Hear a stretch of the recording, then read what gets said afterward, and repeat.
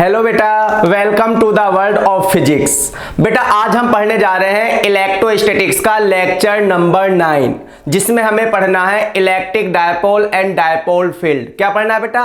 Electric dipole and dipole field. इससे पहले हम क्या पढ़ चुके हैं? इससे पहले हम पढ़ चुके हैं monopole, single point charge. Single point charge को ही क्या कहा जाता है बेटा? मोनोपोल कहा जाता है। Electric field due to monopole का फॉर्मूला क्या है बेटा? सिंगल पॉइंट चार्ज के इलेक्ट्रिक फील्ड का फॉर्मूला क्या होता है? E equal K Q by R square, where Q is the magnitude of charge and R is the distance of the point from the charge. आज हमें पढ़ना है बेटा इलेक्ट्रिक डायपोल। तो देखते हैं क्या होता है बेटा इलेक्ट्रिक डायपोल। तो बेटा electric dipole is a system of two equal and opposite charge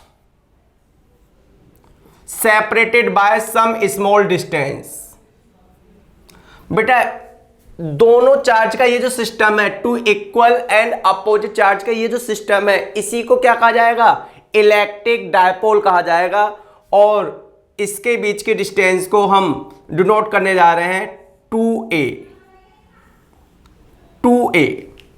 तो बेटा ये जो सेपरेशन है, separation between the two charge, distance between the two charge, इस डिस्टेंस को हम बोलते हैं डायपोल लेंथ। Dipole length. इस चार्ज का मैग्नीट्यूड भी क्यू है, इस चार्ज का मैग्नीट्यूड भी क्यू है। नेचर क्या है? अपोजिट। एक चार्ज प्लस है और एक चार्ज क्या है? माइनस है।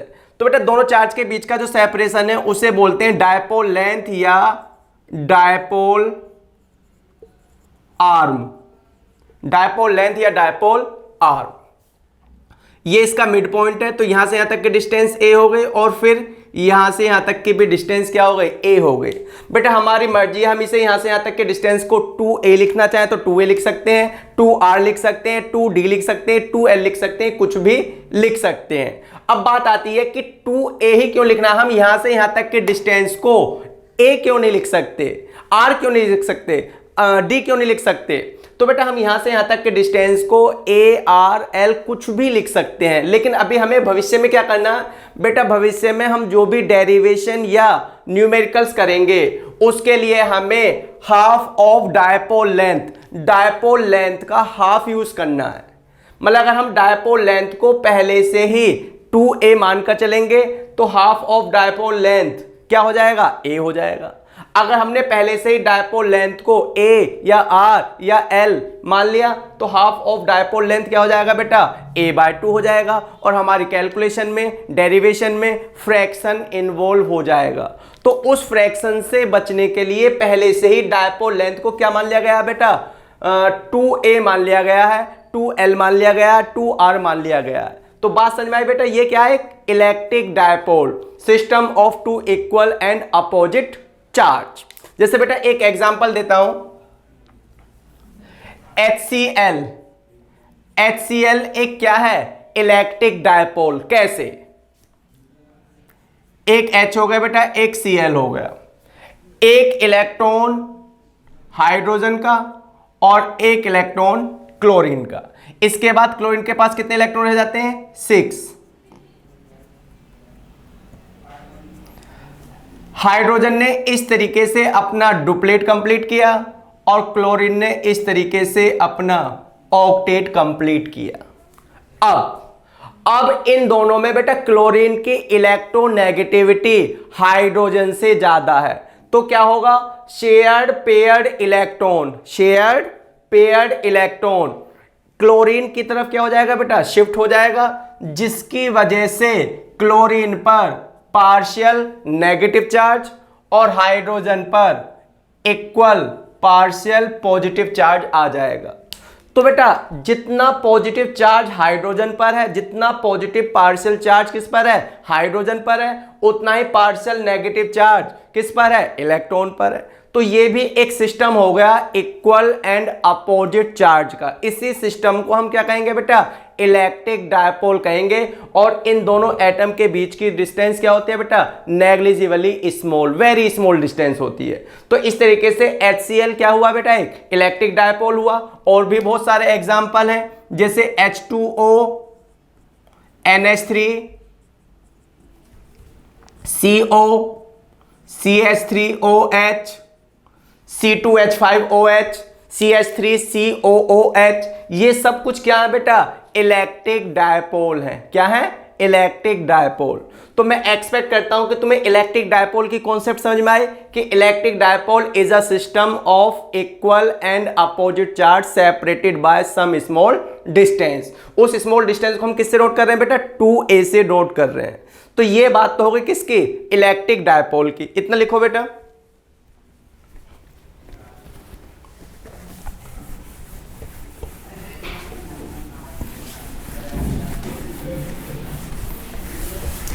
अब हम बात करते हैं इलेक्ट्रिक डायपोल मोमेंट की। Electric dipole moment physical quantity P से नोट करना। तो बेटा जैसा कि अभी बताया कि equal and opposite charge separated by some small distance.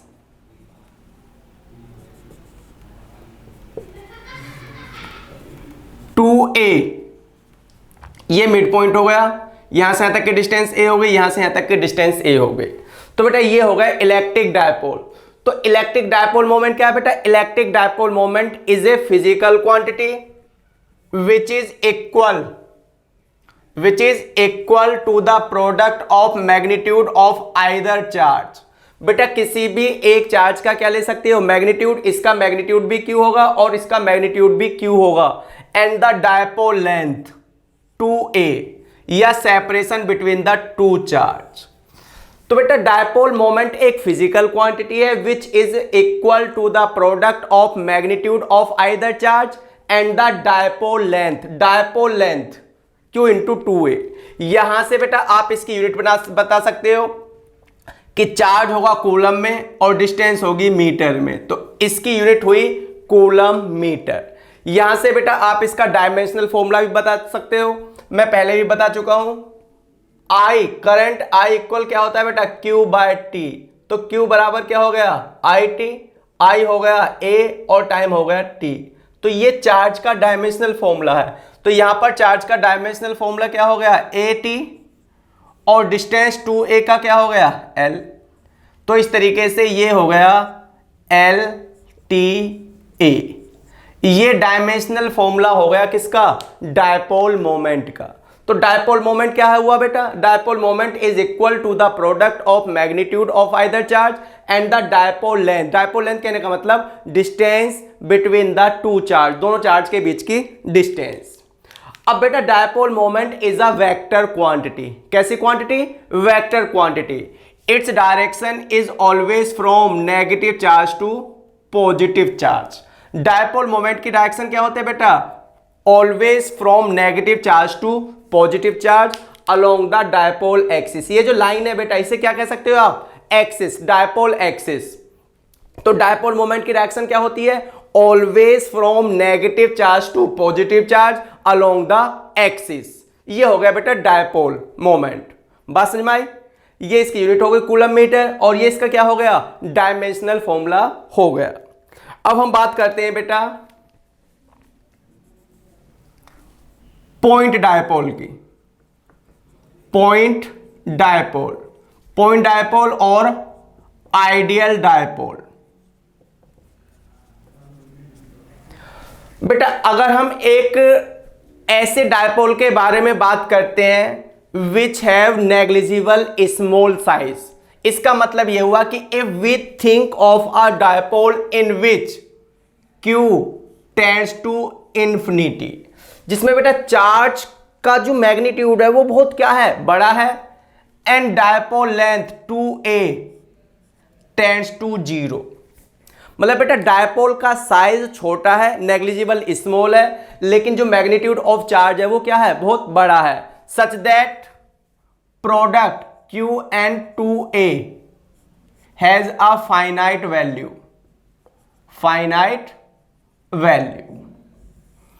तब उस तरीके का डायपोल क्या कहलाता है बेटा? पॉइंट डायपोल, आइडियल डायपोल या शॉर्ट डायपोल। पॉइंट डायपोल या आइडियल डायपोल क्या हो गया बेटा? अ dipole of negligibly small size. Small size के डायपोल को ही हम क्या कहते हैं बेटा? पॉइंट डायपोल या आइडियल डायपोल कहते हैं। इसमें size of dipole length tends to 0 and charge magnitude of charge tends to infinity such that product Q and 2A, Q और 2A का जो प्रोडक्ट होगा उसकी क्या होगी बेटा, फाइनाइट वैल्यू होगी। तो बेटा ये जो एटॉमिक डायपोल है, अभी जो मैं तुम्हें एग्जांपल दिए एटॉमिक डायपोल या मॉलिक्यूलर डायपोल के, जैसे कि HCl, H2O, CO, जो भी एग्जांपल दिए बेटा वो सारे can be treated as point dipole और आइडियल डायपोल। तो एटॉमिक डायपोल ही क्या किए जाते हैं बेटा, किस तरीके से कंसीडर किए जाते हैं, पॉइंट डायपोल या आइडियल डायपोल की तरह। तो बात समझ आई बेटा, डायपोल क्या है और डायपोल मोमेंट क्या है, इतना लिखो।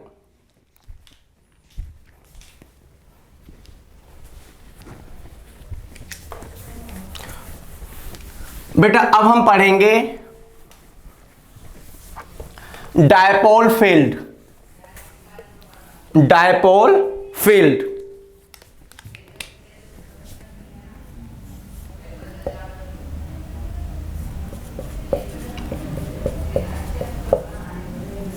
डायपोल फील्ड तो बेटा electric field produce due to a dipole. एक डायपोल के आसपास जो इलेक्ट्रिक फील्ड होगा उसी को हम क्या कहेंगे बेटा, डायपोल फील्ड कहेंगे। अब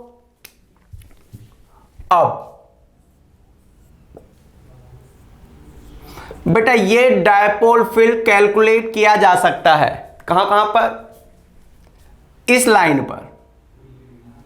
बेटा दोनों चार्ज को जोड़ने वाली जो लाइन होती है, the line joining the two charge is called axial line. उसे बेटा हम एक्सिस ऑफ डायपोल कहते हैं या एक्सियल लाइन ऑफ डायपोल। तो बेटा आप डायपोल फील्ड कैलकुलेट कर सकते हो, फॉर्मूला ड्राइव कर सकते हो किसके लिए, electric field on the axis या एक्सियल लाइन ऑफ डायपोल। इस एक्सियल लाइन को बेटा हम क्या बोलते हैं, एंड ऑन पोजीशन भी बोलते हैं, एंड ऑन पोजीशन। इसके अलावा बेटा डायपोल लेंथ का जो परपेंडिकुलर बाइसेक्टर होगा, मतलब ये वाली लाइन,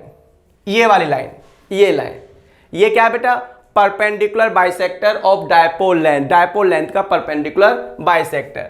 इस लाइन को हम बोलते हैं इक्वेटोरियल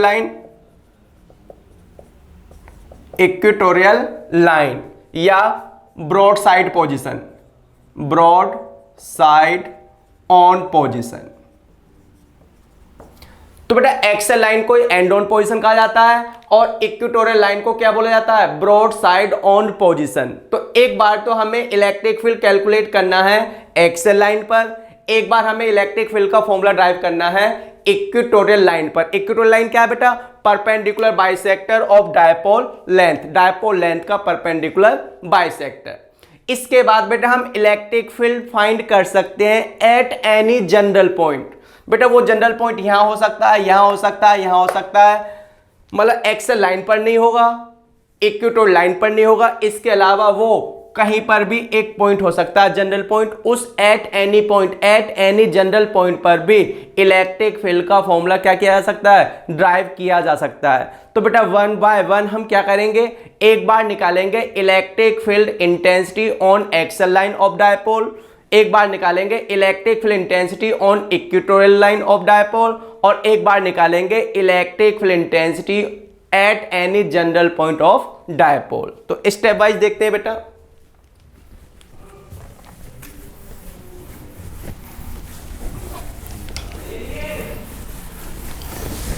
तो देखो बेटा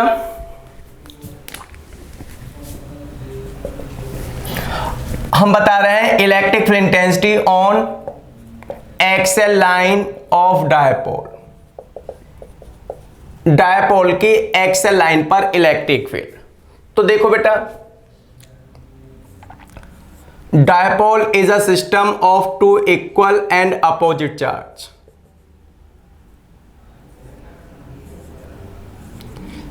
ए बी। अब दोनों चार्ज को ज्वाइन करने वाली ये जो लाइन है बेटा, इसी लाइन को हम क्या कहते हैं, एक्सियल लाइन कहते हैं। और इसी एक्सियल लाइन पर यहां पर एक पॉइंट P है जो डायपोल के सेंटर से कितनी डिस्टेंस पर है, R डिस्टेंस पर। R मान लो, X मान लो, जो मानना है वो मान लो बेटा। अगर इसको हम a मान रहे हैं तो इसको आर एक्स मान सकते हैं, अगर हमने इसको r माना होता तो हम इसको क्या मान रहे होते, एक्स वाई जो भी मान रहे होते बेटा। अब इस पॉइंट पर इलेक्ट्रिक फील्ड निकालने के लिए हम यूज करेंगे electric field due two point charge का फॉर्मूला, सिंगल पॉइंट चार्ज के फॉर्मूले का इलेक्ट्रिक फील्ड फॉर्मूला यूज करेंगे। एक बार हम बेटा इसका इलेक्ट्रिक फील्ड निकालेंगे, एक बार इसका इलेक्ट्रिक फील्ड निकालेंगे, और उसके बाद यूजिंग सुपरपोजिशन प्रिंसिपल यूज करके हम क्या निकाल लेंगे बेटा, रिजल्टेंट इलेक्ट्रिक फील्ड निकाल लेंगे, नेट इलेक्ट्रिक फील्ड निकाल लेंगे। तो देखो बेटा इस नेगेटिव चार्ज से ये डिस्टेंस कितनी हो गई, इस नेगेटिव चार्ज से ये डिस्टेंस हो जाती है यहां से यहां तक r हो गया, और a और ऐड कर देते हैं तो क्या हो जाती है डिस्टेंस r प्लस a। और इस पॉजिटिव चार्ज से ये डिस्टेंस कितनी हो जाती है बेटा, ये पूरी डिस्टेंस r है, इसमें से a माइनस करेंगे तो ये डिस्टेंस कितनी रह जाएगी, r माइनस a रह जाएगी। इसके अलावा बेटा प्रीवियस क्लास में मैंने तुम्हें बताया था कि जिस भी पॉइंट पर हमें इलेक्ट्रिक फील्ड फाइंड करना होता है हम वहां पर एज्यूम कर लेते हैं कि वहां पर कोई पॉजिटिव टेस्ट चार्ज रखा हुआ है, ऐसा हम सिर्फ एज्यूम कर लेते हैं। तो बेटा अभी भी हमने एज्यूम कर लिया कि मान लो P पर कोई पॉजिटिव टेस्ट चार्ज रखा हुआ है, टेस्ट चार्ज हमेशा क्या होगा, पॉजिटिव। तो ये चार्ज कैसा है बेटा, ये चार्ज है नेगेटिव, ये चार्ज है माइनस क्यू, ये चार्ज है प्लस क्यू, दोनों के मैग्नीट्यूड इक्वल है, क्यू इसका भी मैग्नीट्यूड है, क्यू इसका भी मैग्नीट्यूड है, लेकिन नेचर साइन क्या है बेटा, अपोजिट है। तो देखो दो बेटा यहां पे रखा है टेस्ट चार्ज, तो ये नेगेटिव चार्ज उस टेस्ट चार्ज को क्या करेगा, अट्रैक्ट करेगा। इसका मतलब ये हुआ ये क्या होगा, ई ए लिखना है, ई ए लिख दो, ई वन लिखना है, ई वन लिख दो। तो ई ए क्या बता रहा है बेटा, ई ए क्या है, electric field at point P due to the charge at point A पर रखे चार्ज का इलेक्ट्रिक फील्ड पॉइंट पी पर क्या होगा, ई ए। और ये किसके अलोंग है बेटा, ये अलोंग है पी ए, पी से ए की तरफ। उसके बाद बेटा ये चार्ज पॉजिटिव है, यहां पर रखे पॉजिटिव टेस्ट चार्ज को क्या करेगा, ये क्या होगा, ये होगा E B, E1 E2 use कर सकते हो, EA EB। तो EB का मतलब क्या हुआ बेटा, electric field at point P due to the charge at point B। Electric field at point P due to the charge at point B, B पर रखे चार्ज का P पर क्या बेटा, इलेक्ट्रिक फील्ड हुआ। अब ये दोनों फील्ड एक दूसरे के क्या है बेटा, अपोजिट है। तो नेट इलेक्ट्रिक फील्ड कैसे निकालेंगे, नेट इलेक्ट्रिक फील्ड निकालेंगे EA माइनस EB या EB माइनस EA, इन दोनों में से जो भी क्या होगा, बड़ा होगा। तो देखो बेटा EA क्या है,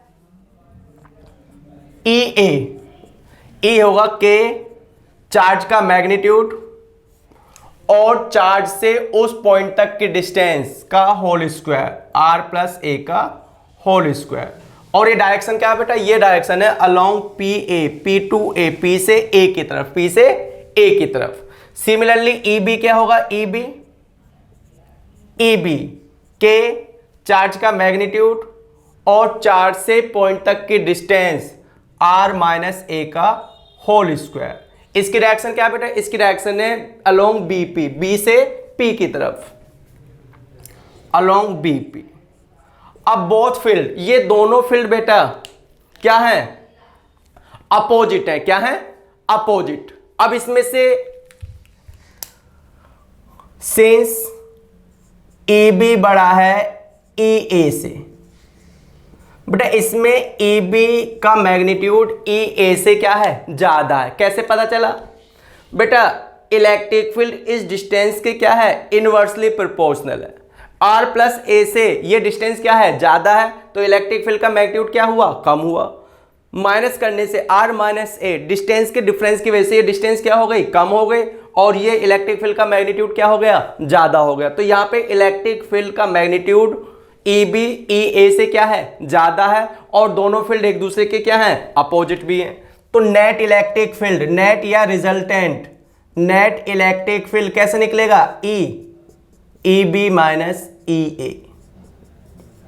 कैसे निकलेगा बेटा, EB माइनस EA। तो अब हम ई बी में से ई ए क्या कर देते हैं, माइनस कर देते हैं। तो देखो जब हम ए बी में से ई ए माइनस करेंगे तो के क्यू क्या ले लेते हैं बेटा, कॉमन ले लेते हैं।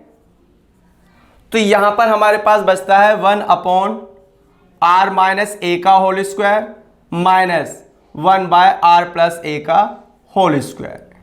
इसके बाद बेटा सिंपल सा मैथ स्टार्ट होता है, के क्यू मैथ एलसीएम लेकर r प्लस ए का whole square minus r minus A का whole square by R square minus A square का होल स्क्वायर। ये सिंपल सा क्या है बेटा, मैथ है। तो ए इक्वल क्या हो गया, ए इक्वल हो गया के क्यू, इसका होल स्क्वायर हो गया R square plus A square plus 2ar। अब हमें यहां पे दो काम करने हैं बेटा, इसका होल स्क्वायर भी ओपन करना है, होगा R square plus A square minus 2ar, और इस माइनस की भी क्या करनी है, मल्टीप्लाई। तो ये होता चला जाएगा minus R square minus A square plus 2ar divided by R square minus A square का होल स्क्वायर। तो बेटा इसमें आर स्क्वायर से आर स्क्वायर कैंसिल हो गया, ए स्क्वायर से ए स्क्वायर कैंसिल हो गया, तो नेट इलेक्ट्रिक फील्ड हो गया के क्यू 2ar ये क्या हो गया 4ar by R square minus A square का होल स्क्वायर। अब ए इक्वल के क्यू, बेटा इस 4ar को हमने लिख दिया 2a इंटू 2r। अब 2a और 2r का प्रोडक्ट अभी भी तो 4ar है, लेकिन इस तरीके से हमने उससे लिख लिया। क्यों लिख लिया, क्योंकि हमें पता है कि q इंटू 2a, q और 2a का प्रोडक्ट हम क्या यूज कर सकते हैं, p डायपोल मोमेंट। और नीचे क्या लिखा हुआ है बेटा, नीचे लिखा हुआ है R square minus A square का होल स्क्वायर। अब q इंटू 2a को हमने क्या लिख दिया, p लिख दिया डायपोल मोमेंट, और ये हो गया R square minus A square का होल स्क्वायर। ये इलेक्ट्रिक फील्ड हो गया कहां पर बेटा, on axial line of dipole. ये जो आपने इलेक्ट्रिक फील्ड निकाला है बेटा, ये कहां पे निकाला है, किस डायरेक्शन में निकाला है। तो जब ई बी ई ए से बड़ा है तो बेटा नेट इलेक्ट्रिक फील्ड की डायरेक्शन क्या हुई, नेट इलेक्ट्रिक फील्ड की डायरेक्शन हुई ये in the direction of A B.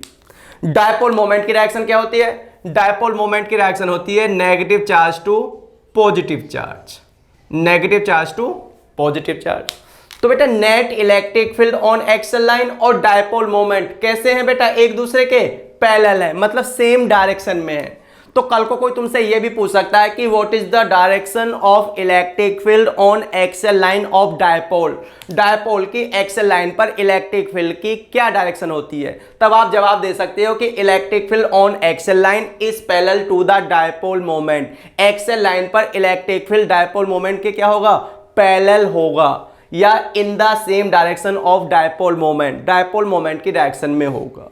अब बेटा क्या हो सकता है, कुछ बच्चे सोच रहे होंगे कि अगर हम इस चार्ज को पॉजिटिव ले लें और इस चार्ज को क्या ले लें, नेगेटिव, तो डायपोल मोमेंट की डायरेक्शन ये हो जाएगी नेगेटिव टू पॉजिटिव। तब यहां पर एक्सल लाइन पर electric field, net electric field भी तो उसी डायरेक्शन में निकल कर आएगा। तो तब भी नेट इलेक्ट्रिक फील्ड और डायपोल मोमेंट क्या हो जाएंगे बेटा, सेम डायरेक्शन में हो जाएंगे, तब भी सेम डायरेक्शन में हो जाएंगे। अब बेटा आगे अब हम बात करते हैं फॉर शॉर्ट डायपोल। अभी मैं तुम्हें बताया बेटा पॉइंट डायपोल, आइडियल डायपोल या शॉर्ट डायपोल। तो बेटा शॉर्ट डायपोल में 2a टेंड्स टू 0 और ये जो पॉइंट P है it is far away from the centre, यानी कि इसका मतलब यह है कि बेटा R बहुत बड़ा है किससे, A से। शॉर्ट डायपोल मतलब इस कंडीशन के लिए, शॉर्ट डायपोल की कंडीशन के लिए बेटा R मतलब ये डिस्टेंस पॉइंट P की यहां से यहां तक की डिस्टेंस A के कंपैरिजन में क्या है, बहुत ज्यादा है। A is negligible small as compare to the distance R। तो हम ऐसे केस में बेटा A स्क्वायर को क्या कर सकते हैं, निग्लेक्ट कर सकते हैं। तब ये हो जाएगा A इक्वल के पी 2R बाय, हमने इसको निग्लेक्ट किया तो ये हो गया R की पावर 4, R से R कैंसिल हो गया, तो A इक्वल हो गया के 2P बाय R क्यूब। तो बेटा एक्सेल लाइन पर इलेक्ट्रिक फील्ड का फॉर्मूला, एक्सेल लाइन पर इलेक्ट्रिक फील्ड का फॉर्मूला होता है K2P/r³। बात समझ में आई बेटा? तो electric field due to single point charge का formula in either direction r distance पर क्या होगा बेटा? KQ/r²। जबकि एक्सेल लाइन पर इलेक्ट्रिक फील्ड का फॉर्मूला क्या होगा डायपोल की? K2P/r³। इन वेक्टर फॉर्म, अगर हम इस फॉर्मूले को किस में लिखना चाहें बेटा? वेक्टर फॉर्म में लिखना चाहें तो EXL क्या हो जाएगा? K2P/r³। बेटा इधर इलेक्ट्रिक फील्ड वेक्टर क्वांटिटी है और उधर P क्या है? वेक्टर क्वांटिटी है, और ये दोनों एक दूसरे के क्या है? पैरेलल हैं। तो मैंने अभी तुम्हें बताया कि direction of electric field on axial line is always in the direction of dipole moment, हमेशा डायपोल मोमेंट की डायरेक्शन में होगी। अगर ये चार्ज पॉजिटिव और ये चार्ज नेगेटिव हो जाता है तो डायपोल मोमेंट इस डायरेक्शन में हो जाएगा, तो यहां पर नेट इलेक्ट्रिक फील्ड भी फिर उसी डायरेक्शन में निकल कर आएगा।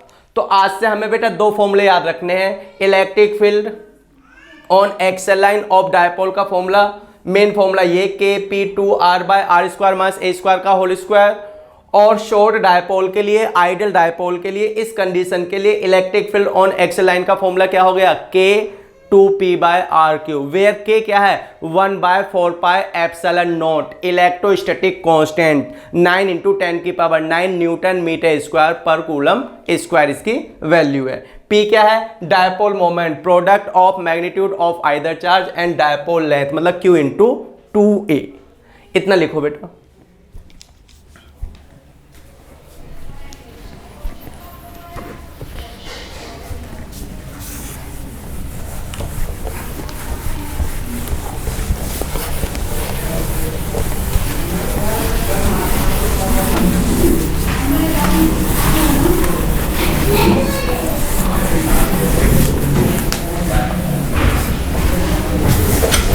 बेटा अब हम निकालने जा रहे हैं equatorial line.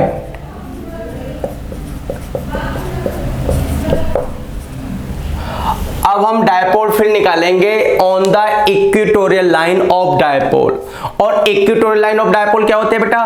Perpendicular bisector of dipole length, dipole length का परपेंडिकुलर बाइसेक्टर। तो देखो बेटा,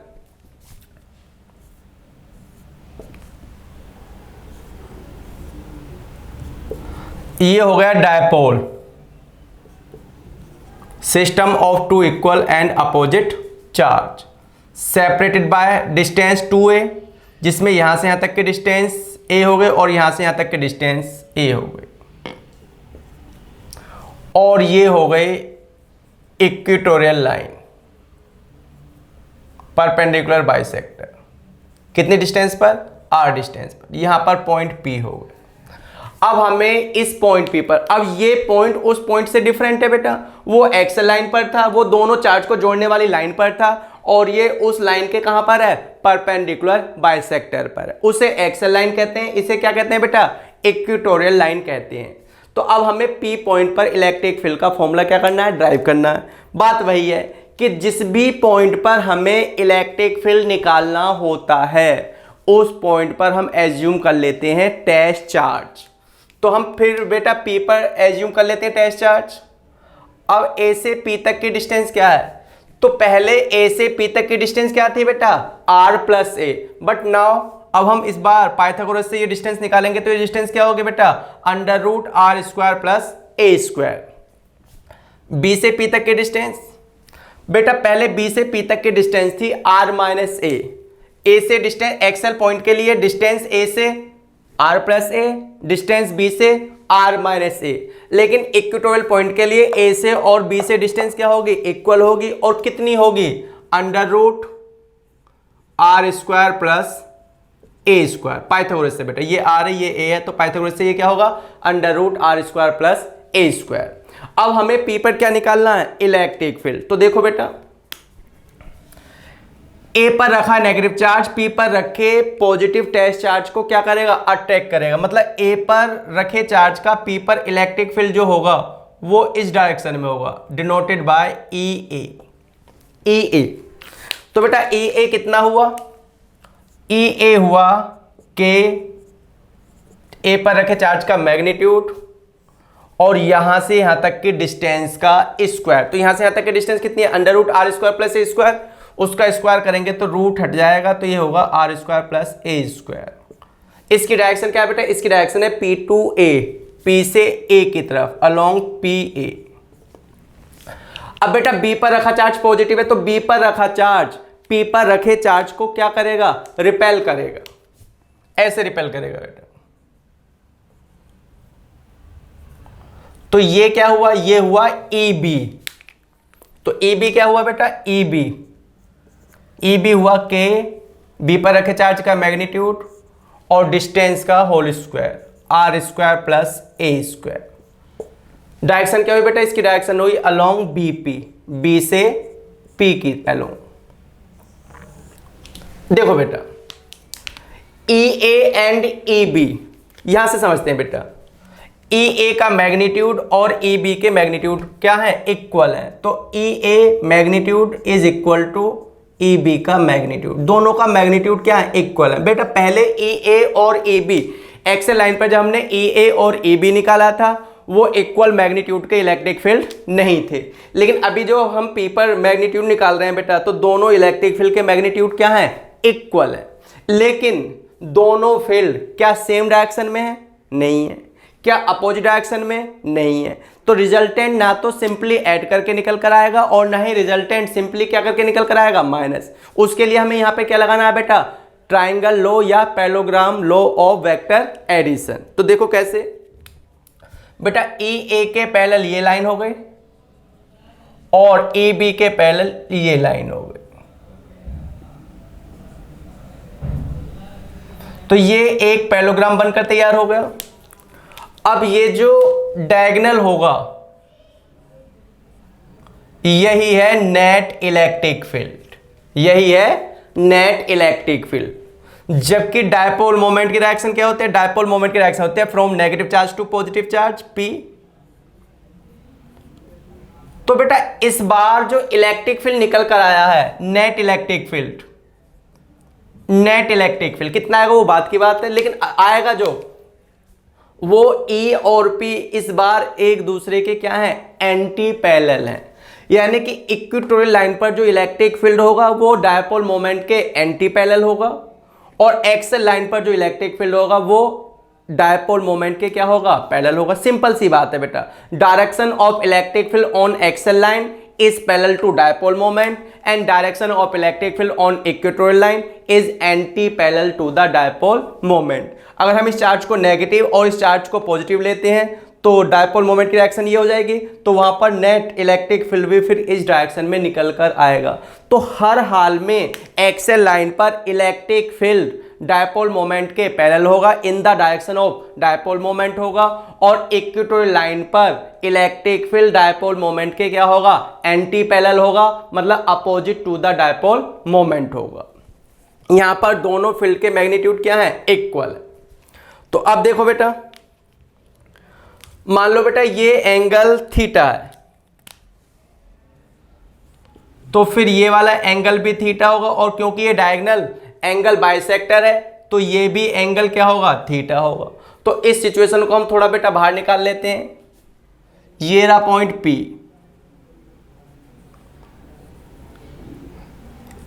ये रही नेट इलेक्ट्रिक फील्ड वाली डायरेक्शन। तो देखो बेटा E1 बोल दो या EA बोल दो, EA इस लाइन के साथ कितना एंगल बना रहा है, थीटा एंगल बना रहा है। तो हम इसके दो कंपोनेंट कर लेते हैं। एक कंपोनेंट ये होगा EA cos थीटा, और एक कंपोनेंट ये होगा EA sin थीटा। इसी तरीके से बेटा EB वाली जो डायरेक्शन है वो भी इस हॉरिजॉन्टल लाइन के साथ कितने एंगल बनाते हैं, थीटा, उसके भी कंपोनेंट कर लेते हैं। एक कंपोनेंट हो जाएगा EB cos थीटा और एक कंपोनेंट हो जाएगा EB sin थीटा। अब मैंने बताया कि बेटा EB इक्वल क्या है, EA, तो आप EB की जगह क्या यूज कर सकते हो, EB की जगह आप EA भी यूज कर सकते हो। क्यों यूज कर सकते हो, क्योंकि इक्वल क्या है, EB है मैग्नीट्यूड में। तो बेटा ये दोनों field, vertical field E B sine theta या ई ए साइन थीटा और ई ए साइन थीटा क्या है, इक्वल है, अपोजिट है, कैंसल आउट ईच अदर, एक दूसरे को क्या कर देंगे, कैंसल आउट कर देंगे, और ये दोनों फील्ड सेम डायरेक्शन में होने की वजह से क्या हो जाएंगे, ऐड हो जाएंगे। तो P पॉइंट पर नेट इलेक्ट्रिक फील्ड क्या हो जाएगा, net electric field intensity at point P पर नेट इलेक्ट्रिक फील्ड हो जाएगा E A cos theta plus E B cos theta. लेकिन ई बी इक्वल ई ए है, तो हम जब ई बी की जगह ई ए लिखेंगे तो E A cos theta plus E A cos theta क्या हो जाएगा, twice of E A cos theta. क्यों, क्योंकि ई बी इक्वल क्या है, ई ए।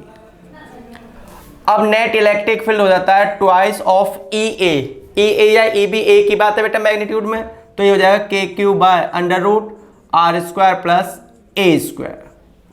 अब बचा कोस थीटा। बेटा किसी भी राइट ट्रायंगल में कोस थीटा क्या होता है, बेस ओवर हाइपोटेन्यूज। तो कोस थीटा क्या हो जाएगा, बेस, इस राइट ट्रायंगल में देखो बेटा कोस थीटा हो जाएगा बेस ए ओवर हाइपोटेन्यूज। तो हाइपोटेन्यूज ये हो गया बेटा कितना, under root R square plus A square.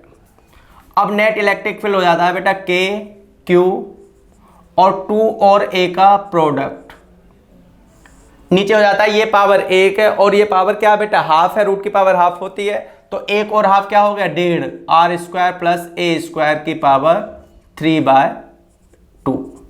अब Q इंटू 2a फिर से क्या हो गया, डायपोल मोमेंट। तो बेटा नेट इलेक्ट्रिक फील्ड होगा के पी और ये नीचे क्या हो गया, R square plus A square की पावर 3/2। फिर वही बात बेटा फॉर शॉर्ट डायपोल के लिए आर बहुत बड़ा है, किसके कंपैरिजन में, ए के कंपैरिजन में। तो ई क्या निकल कर आएगा बेटा, के पी, अगर हम इसको निगलेक्ट करेंगे तो ये हो जाएगा आर स्क्वायर की पावर 3/2, 2 से 2 कैंसिल हो जाएगा, तो क्या हो जाएगा, आर क्यूब हो जाएगा इन वेक्टर फॉर्म।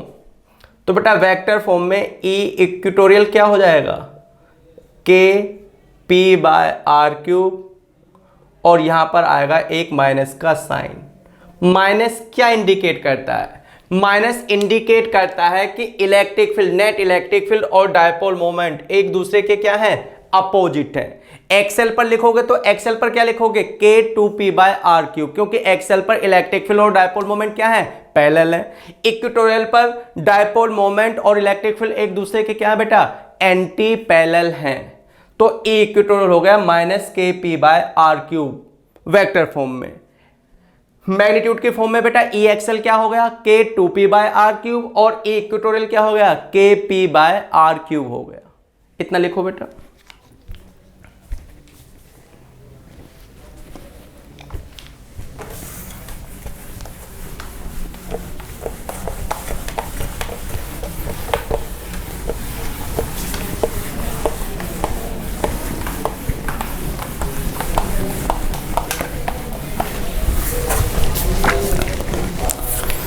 देखो बेटा दोनों फील्ड में, एक्सेल फील्ड में और इक्वेटोरियल फील्ड में क्या रिलेशन है। तो अभी हमने निकाला है कि ई एक्सेल हमने अभी फाइंड किया था 2P बाय आर क्यूब, और ई इक्वेटोरियल क्या फाइंड किया है, इक्वेटोरियल वो फाइंड किया है KP बाय आर क्यूब। अगर हम इस फर्स्ट को इस सेकंड से क्या कर दें, डिवाइड कर दें, तो E axial by E equatorial क्या हो जाएगा, के से के कैंसिल, पी से पी कैंसिल, आर क्यूब से, तो ये आएगा बेटा 2, यानी कि E axial twice of E equatorial, या यू कह दो E equatorial half of E axial. या तो ई एक्सेल ई इक्वेटोरियल का डबल है, या ई इक्वेटोरियल ई एक्सेल का हाफ है। इसका क्या मतलब है बेटा, इसका मतलब ये है कि मान लो ये एक डायपोल है, माइनस क्यू प्लस क्यू,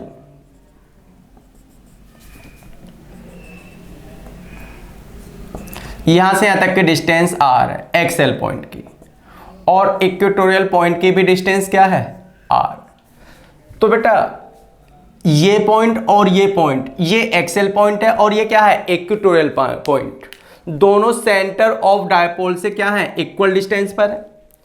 लेकिन यहां बात निकल कर रही है कि ई एक्सएल ई इक्वेटोरियल का डबल है। तो मान लो बेटा अगर हमने यहाँ पर इलेक्ट्रिक फील्ड निकाला है 10 न्यूटन पर कूलम, यहाँ पर इलेक्ट्रिक फील्ड ई इक्वेटोरियल कितना 10 न्यूटन पर कूलम, तो ई एक्सएल उसका क्या होगा डबल होगा, 10 का डबल 20 न्यूटन पर कूलम। तो अगर पहले किसी ने हमें ई इक्वेटोरियल बता दिया तो उतनी ही डिस्टेंस पर हम ई एक्सएल कैसे बताएंगे बेटा, ट्वाइस करके, डबल करके। मतलब अगर ये 10 है, ई इक्वेटोरियल 10 न्यूटन पर कूलम है, तो उससे उतनी ही डिस्टेंस पर ई एक्सएल क्या होगा 20 न्यूटन पर कूलम। या बेटा अगर किसी ने हमें पहले एक्सएल बता दिया, हमसे कहा गया कि एक्सएल इलेक्ट्रिक फील्ड 20 न्यूटन पर कूलम है, तो उतनी ही डिस्टेंस पर ई इक्वेटोरियल उसका क्या हो जाएगा आधा हो जाएगा, कितना हो जाएगा 10 न्यूटन पर कूलम।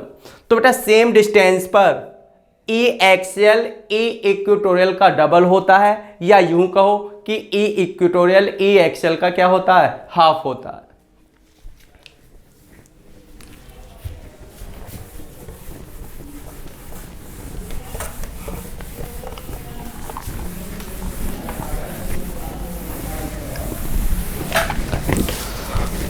तो बेटा अभी आपने डायपोल फील्ड का फॉर्मूला ड्राइव कर लिया है, कहां पर एक्सएल पर और इक्वेटोरियल पर। अब हम डायपोल फील्ड निकालेंगे at any general point, at any point, at any point. देखो बेटा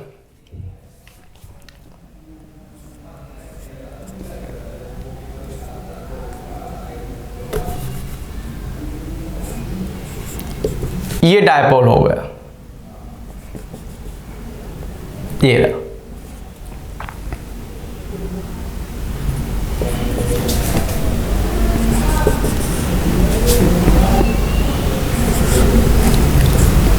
देखो बेटा इस बार जिस पॉइंट पर हमें इस डायपोल का क्या निकालना है इलेक्ट्रिक फील्ड, ये डायपोल होगा बेटा ए बी। यहां पे डायपोल मोमेंट की डायरेक्शन क्या होती है, यहां पे डायपोल मोमेंट की डायरेक्शन होती है always from negative charge to positive charge.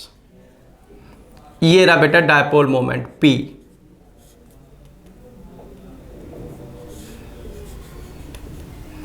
P तो बेटा जिस पॉइंट पर हमें इस बार इलेक्ट्रिक फील्ड फाइंड करना है वो एक्सएल पॉइंट तो है नहीं, वो इक्वेटोरियल पॉइंट तो है नहीं, वो है कोई भी जनरल पॉइंट। ये पॉइंट यहां पे भी हो सकता था, यहां पे भी हो सकता था, कहीं पे भी हो सकता था। अगर ये पॉइंट यहां पर होता एक्सएल पर होता तो ये एंगल क्या हो जाता जीरो हो जाता। मतलब ये जो सेंटर ऑफ डायपोल को पॉइंट P से ज्वाइन करने वाली लाइन है, ये डायपोल एक्सिस के साथ कितना एंगल बनाती है थीटा एंगल बनाती है। अगर एक्सएल पॉइंट होता है तब ये लाइन डायपोल एक्सिस के साथ कितना एंगल बनाएगी जीरो एंगल बनाएगी। तो एक्सएल पॉइंट के लिए ये एंगल क्या है जीरो है। और अगर हम इस पॉइंट को कहां पे लेते हैं इक्वेटोरियल लाइन पर लेते हैं, तब इस पॉइंट को सेंटर से ज्वाइन करने वाली लाइन डायपोल एक्सिस के साथ कितना एंगल बनाएगी 90 बनाएगी। तो ये एंगल 0 से 90 तक कुछ भी हो सकता है, 30 हो सकता है, 45 हो सकता है, 60 हो सकता है, 50 हो सकता है, कुछ भी हो सकता है। किसी भी पोजीशन पर हम क्या बता सकते हैं इलेक्ट्रिक फील्ड बता सकते हैं। तो देखो बेटा कैसे हमें फाइंड करना है। तो अभी हम क्या करते हैं बेटा, अभी हम इस डायपोल मोमेंट के क्या कर लेते हैं कंपोनेंट कर लेते हैं। एक कंपोनेंट ये होगा, ये line dipole axis dipole moment के साथ थीटा एंगल बना रही है, तो ये कंपोनेंट होगा P cos theta denoted by P1। तो बेटा P1 क्या होगा, यहां से P1 होगा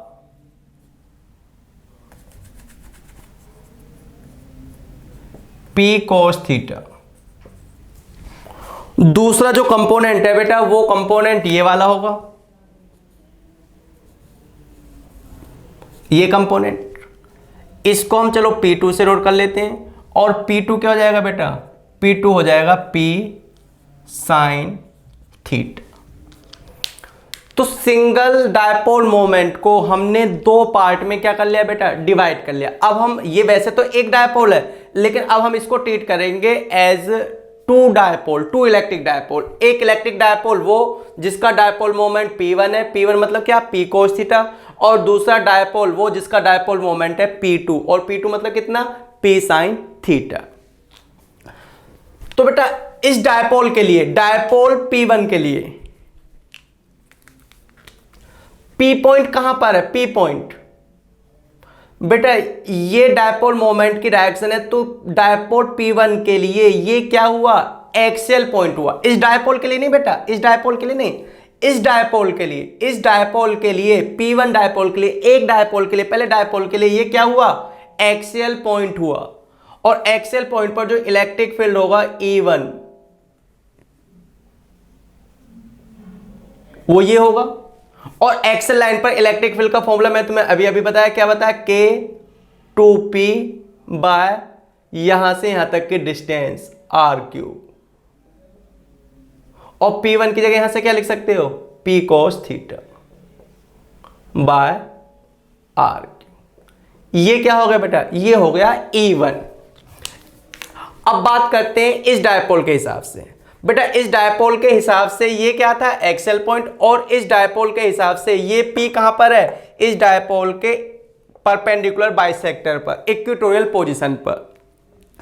तो ये डायपोल, ये पॉइंट इस डायपोल के हिसाब से कौन सी पोजीशन पर हुआ, इक्वेटोरियल पोजीशन पर हुआ। और इलेक्ट्रिक फील्ड डायपोल मोमेंट के क्या होता है, अपोजिट होता है।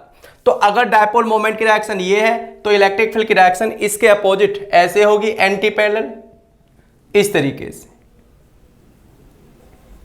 ये क्या हुआ, ये हुआ E2, और E2 कितना होगा बेटा, E2 होगा KP2 बाय R3। ये तो फॉर्मूला बेटा, एक्सेल का formula K twice of P, और इक्वेटोरियल का फॉर्मूला KP बाय R3। इसमें P2 की जगह हम क्या लिख देंगे, इसमें P2 की जगह हम लिख देंगे P sin theta by R3। ये E2 हो गया। बेटा हमने यहां पर गिवन डायपोल को दो डायपोल में स्प्लिट कर लिया, तोड़ लिया बेटा। सिंगल गिवन डायपोल ये है जिसका डायपोल मोमेंट P है, बट हमने उसे स्प्लिट कर लिया है दो इलेक्ट्रिक डायपोल में। एक डायपोल जिसका डायपोल मोमेंट P1 है, P cos थीटा, एक दूसरा डायपोल जिसका डायपोल मोमेंट है P2, P sin theta. Point P की पोजीशन डायपोल P1 के हिसाब से देखते हैं तो एक्सियल पोजीशन है, इसलिए डायपोल मोमेंट P1 और E1 कैसी डायरेक्शन हो गए बेटा, सेम डायरेक्शन में हो गए। क्योंकि मैंने तुम्हें बताया एक्सियल पर इलेक्ट्रिक फील्ड और डायपोल मोमेंट क्या होते हैं, पैरेलल होते हैं। E2 और P2 एक दूसरे के क्या हो गए बेटा, E2 P2 एक दूसरे के क्या हो गए, अपोजिट हो गए। क्योंकि मैंने तुम्हें बताया कि इक्विटोरियल लाइन पर डायपोल और इलेक्ट्रिक फील्ड एक दूसरे के क्या होते हैं, अपोजिट होते हैं। तो E1 given by K2P1 by R3, K2P cos theta by R3, और ये होगा KP sin theta by R3। अब E1 और E2 एक दूसरे के क्या हैं, परपेंडिकुलर हैं। इसके पैरेलल ये लाइन और इसके पैरेलल ये लाइन। तो ये क्या होगा बेटा, ये होगा net dipole moment, sorry net electric field, net electric field. और मान लो ये नेट इलेक्ट्रिक फील्ड E1 के साथ कितना एंगल बनाता है, अल्फा एंगल बनाता है। तो एक तो हमें यहां पर नेट इलेक्ट्रिक फील्ड फाइंड करना है, और एक क्या फाइंड करना है बेटा, अल्फा। तो नेट इलेक्ट्रिक फील्ड E, बीच का एंगल कितना है बेटा, 90 है। तो नेट इलेक्ट्रिक फील्ड कैसे निकलेगा, net electric field intensity at general point P। तो बेटा जनरल पॉइंट P पर electric field, net electric field होगा under root E1 square plus E2 square plus 2E1 E2 cos theta, और theta क्या, इन दोनों के बीच का एंगल क्या बेटा, 90 है। E1 और E2 के बीच का एंगल, तो वो cos 90 वाला टर्म क्या हो गया, 0 हो गया। अब E इक्वल क्या हो गया, अंडर रूट E1 की जगह हम लिख देते हैं K2P cos theta by R³ का whole square plus E2 KP sine theta by R cube का होल स्क्वायर। अब नेक्स्ट स्टेप है बेटा, के स्क्वायर यहां भी होगा, के स्क्वायर यहां भी होगा, तो हमने के स्क्वायर कॉमन लेके रूट के बाहर निकाला तो वो हो गया के। यहां पे पी स्क्वायर होगा, यहां भी पी स्क्वायर होगा, और पी स्क्वायर कॉमन लेके रूट के बाहर पी। यहां पे भी आर क्यूब का स्क्वायर होगा, यहां पे भी आर क्यूब का स्क्वायर होगा, उसका कॉमन लेकर उसका भी रूट ले लिया, तो ये होगा के पी बाय आर क्यूब। क्या आ गया बेटा, बाहर आ गया। अब रूट के अंदर क्या बचा, रूट के अंदर बचा 2 cos थीटा का होल स्क्वायर, मतलब 4 cos square theta plus sine square theta. अब हम क्या कर सकते हैं, अब बेटा हम ये कर सकते हैं K P by R cube under root, इसे हम लिख सकते हैं 3 cos square theta plus cos square theta. 4 cos square theta को क्या लिख सकते हैं बेटा हम, 3 cos square theta plus cos square theta, और plus cos square theta plus sine square theta क्या हो जाएगा, 1 हो जाएगा। ऐसे लिख सकते हैं ना, cos square theta plus sine square theta. ये अभी भी तो दोनों जोड़ के 4 cos स्क्वायर थीटा ही आएगा, लेकिन cos square theta plus sine square theta क्या हो गया, 1 हो गया। तो ई क्या हो गया, ई नेट ई हो गया के पी बाय आर क्यूब, और ये हो गया अंडर रूट, क्या बचा बेटा 3 cos square theta plus 1। Net electric field कहां पर, एट एनी पॉइंट। आप इस वाले फॉर्मूले से किसी भी पॉइंट का इलेक्ट्रिक फील्ड निकाल सकते हैं। कैसे, फॉर एक्सेल पॉइंट, बेटा एक्सेल पॉइंट के लिए, एक्सेल पोजीशन के लिए मैं तुम्हें भी बताया कि अगर ये पी यहां ना होकर एक्सेल पॉइंट पर होगा तो ये लाइन डायपोल एक्सिस के साथ कितना एंगल बनाएगी, 0, थीटा 0 हो जाएगा, और cos 0 की वैल्यू क्या हो जाएगी, 1। तो ये जाएगा 3 and 1 4 का स्क्वायर रूट क्या हो जाएगा, 2 हो जाएगा। तो ये जाएगा के 2p बाय आर क्यूब, और ये वही फॉर्मूला है जो अभी हमने थोड़ी देर पहले एक्सेल पर इलेक्ट्रिक फील्ड का फॉर्मूला ड्राइव किया था। एंड फॉर इक्वेटोरियल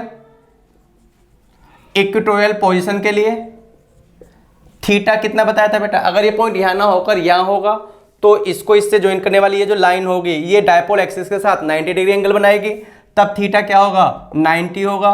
और इक्वेटोरियल बेटा cos 90 की वैल्यू क्या हो जाएगी, 0 हो जाएगी, तो ये वाला टर्म क्या हो जाएगा, 0 1 का रूट भी 1 आएगा, तो इक्वेटोरियल हो जाएगा के पी बाय आर क्यूब। और ये फॉर्मूला भी वही है जो मैंने अभी इंडिविजुअली एक्सेल पर एंड इक्वेटोरियल पर फॉर्मूले ड्राइव किए थे। तो बेटा आप इंडिविजुअली एक्सेल लाइन पर इलेक्ट्रिक फील्ड का फॉर्मूला ड्राइव कर सकते हो, जैसे कि मैंने करा दिया। इंडिविजुअली इक्वेटोरियल लाइन पर भी इलेक्ट्रिक फील्ड का फॉर्मूला ड्राइव कर सकते हो, और किसी भी जनरल पॉइंट पर इलेक्ट्रिक फील्ड का फॉर्मूला ड्राइव कर सकते हो, और वहां से भी एक्सेल और इक्वेटोरियल फील्ड लिख सकते हो। यहां तक बात समझ में आई बेटा। अब देखो बेटा इस ट्राइंगल में, ये ट्राइंगल दिखाई दे रहा है, ये E2 है तो ये भी क्या होगा, E2 होगा, और ये क्या है, E1। तो बेटा इस ट्राइंगल में tan alpha is given by perpendicular E2 by E1। तो tan अल्फा क्या हो जाएगा, E2 ये रहा बेटा क्या, KP sine theta, KP sine theta by R cube bye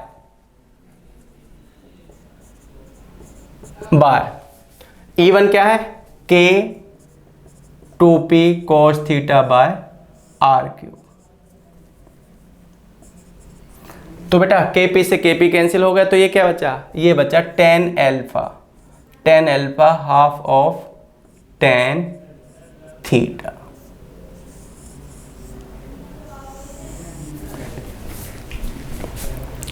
ठीक है बेटा,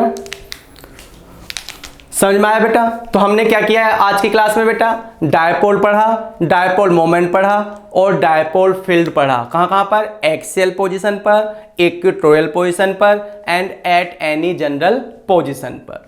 बेटा नेक्स्ट क्लास में मैं तुम्हें पढ़ाऊंगा what happens when electric dipole is placed in a uniform and non uniform electric field. मतलब बेटा डायपोल को electric field and non uniform electric field में रखा जाए तो उस पर कितना फोर्स लगता है, कितना टॉर्क लगता है, ये मैं तुम्हें नेक्स्ट वाली क्लास में पढ़ाऊंगा, नेक्स्ट लेक्चर में पढ़ाऊंगा। आज बेटा आप इसको अच्छे तरीके से पढ़ लो। तब तक के लिए जय हिंद, जय भारत।